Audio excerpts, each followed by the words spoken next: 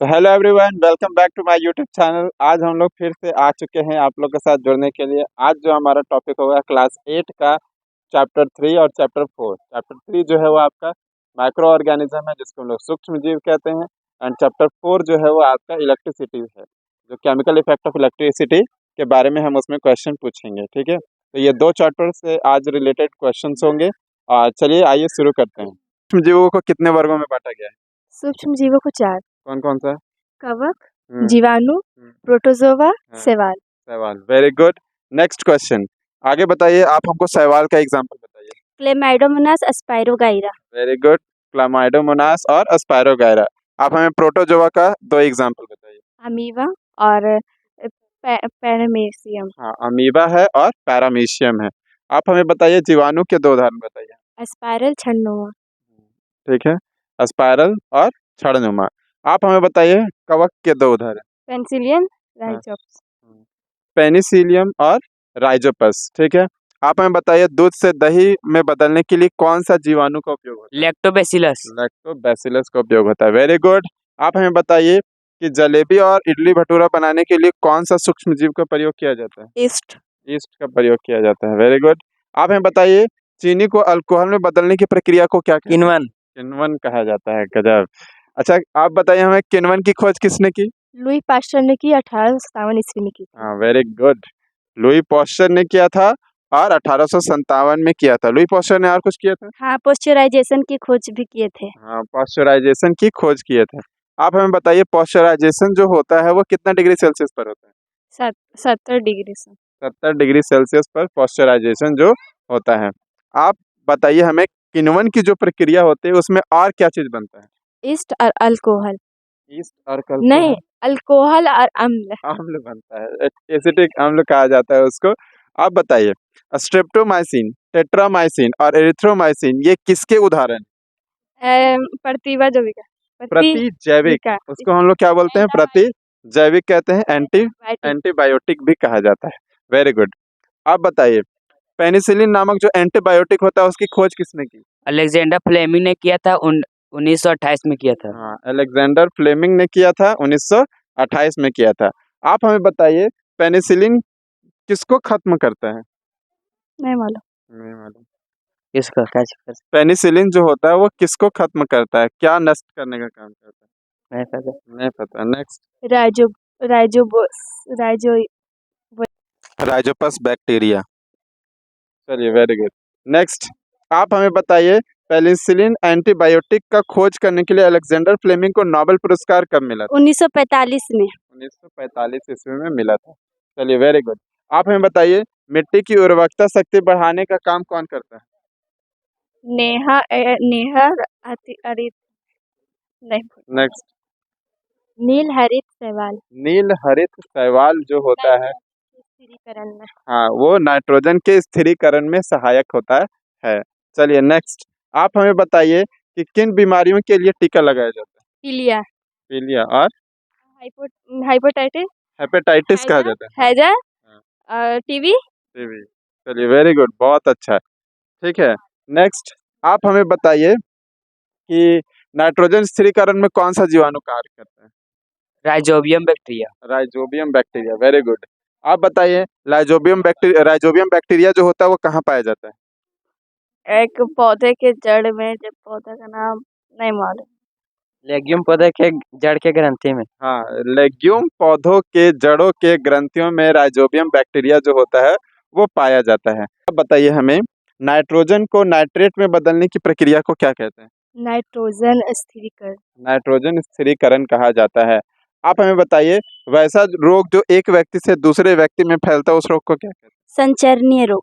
संचरणीय रोग। जैसे टीबी, सर्दी जुकाम, हेजा, चिकन पॉक्स इसके उदाहरण है। चलिए, वेरी गुड जी। ये सारे जो एग्जाम्पल है ये संचरणीय रोग है। संचरणीय रोग को हम लोग कम्युनिकेबल डिजीज भी कहते हैं। सारे ये सारे जो होते हैं एक व्यक्ति से दूसरे व्यक्ति को किसी भी कांटेक्ट से आने से होता है। आगे हमको आप बताइए कि किस जीवाणु की वजह से क्षय रोग होता है? माइक्रो बैक्टीरिया और नेक्स्ट। Bacterium tuberculosis. हाँ, माइक्रोबैक्टीरियम ट्यूबरकुलोसिस। ये हमारे डायरेक्ट फेफड़ों को क्षति पहुंचाती हाँ, है।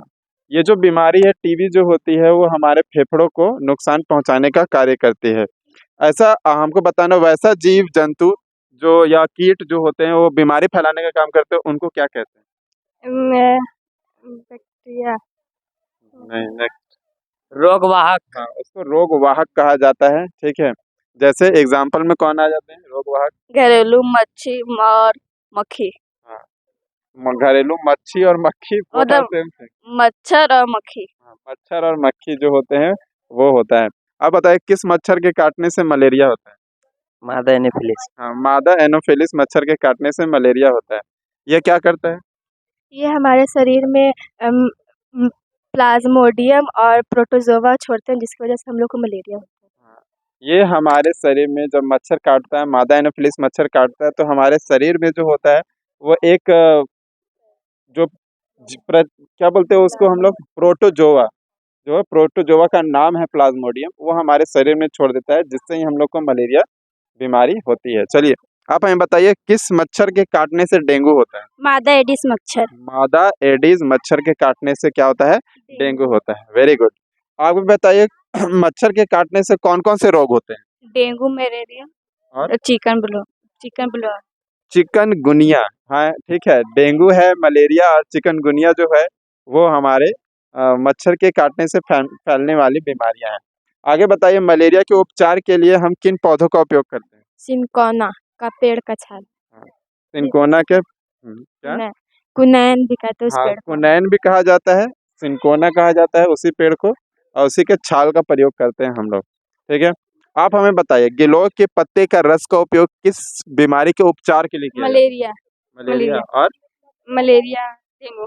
डेंगू। मलेरिया और डेंगू का किया जाता है। आप बताइए हमें विषाणु से होने वाली कुछ बीमारियों का नाम। पोलियो, हाँ, हेपेटाइटिस, अच्छा ठीक। चिकन पॉक्स, हाँ और फिर एक नहीं, हाँ, चलो नेक्स्ट, आगे बढ़िए। आप कुछ बताएंगे क्या चीज? कौन कौन सा बीमारी होता है? पोलियो, हाँ। टीबी हाँ, और एक टीबी। टीबी वायरस से होता है, विषाणु से होता है? नहीं, नेक्स्ट आप बताइए हमें। चिकन पॉक्स, हाँ। पोलियो, हाँ। मलेरिया। हाँ, मलेरिया विषाणु से नहीं होता है। नेक्स्ट, चलिए आप बताइए। नहीं पता। चलो नेक्स्ट। चिकन पॉक्स, खसरा, हेपेटाइटिस ए, पोलियो। चलिए वेरी गुड, बहुत अच्छा। नेक्स्ट अब हमें बताइए प्रोटोजोआ से होने वाली बीमारियों के नाम बताइए। मलेरिया और नेक्स्ट। मलेरिया, पायरिया, डिसेंट्री, जिसे पेचिस भी कहते हैं, काला जर। हाँ, वेरी गुड। मलेरिया है, डिसेंट्री है, पायरिया है, काला जर है, ये सारे जो है वो प्रोटोजोआ से होने वाली बीमारियां हैं। अब जीवाणु से होने वाली बीमारियां का टाइफाइड, टीबी, नाम। हैजा। हैजा। टाइफाइड है, टीबी और हैजा है। अब आप हमें बताइए कि वैसा रोग जो मनुष्य और मवेशियों में जीवाणु की वजह से होता है उसको कौन सा रोग? क्या इस वजह से फिर? वैसा रोग जो मनुष्य और मवेशियों में जीवाणु की वजह से होता है? एंथ्रेक्स। एंथ्रेक्स नामक बीमारी। चलिए वेरी गुड। हमें बताइए एंथ्रेक्स रोग जो होता है वो किस जीवाणु की वजह से होता है? एंथ्रेसिस। एंथ्रेसिस, पूरा नाम बताइए। बेसिलस और एंथ्रेसिस। हाँ, बेसिलस एंथ्रेसिस नाम है उसका पूरा जीवाणु का। आप बताइए एंथ्रेक्स नामक रोग का खोज किसने किया था? रोबोट कोच ने रॉबर्ट कोच ने किया था। कब किया था? 1876 ईस्वी में। 1876 ईस्वी में जो है एंथ्रेक्स नामक रोग की खोज की गई थी। आप हमें बताइए गेहूं की जो रस्ट होती है वो किस सूक्ष्म जीव की वजह से होती कवक। है? कवक की वजह से होता है। Very good. आप हमें बताइए नींबू में जो कैंकर रोग होता है वो किस सूक्ष्म जीव की वजह से होता है? जीवाणु। जीवाणु की वजह से होता है।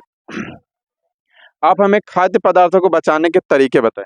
नमक या चीनी का यूज, तेल या सिरके का यूज, या खाद्य को गर्म या ठंडा करना। हाँ, वेरी गुड।